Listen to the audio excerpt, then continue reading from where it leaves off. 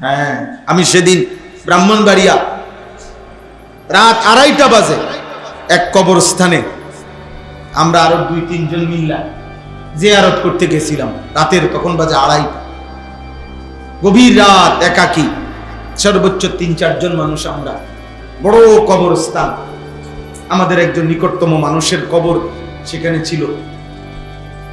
তো আমি ওনার জানাজায় যাইতে পারি নাই, দূরে কোথাও মাহফিলে ছিলাম, যার কারণে পরে অনেকক্ষণ দাঁড়াইছিলাম, আধা ঘন্টা।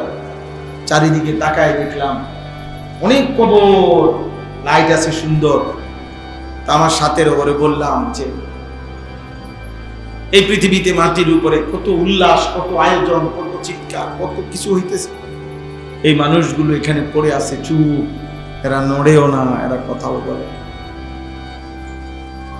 কোনো হাসি, কোনো কান্নাই এদের উপরে কোনো প্রভাব ফেলে।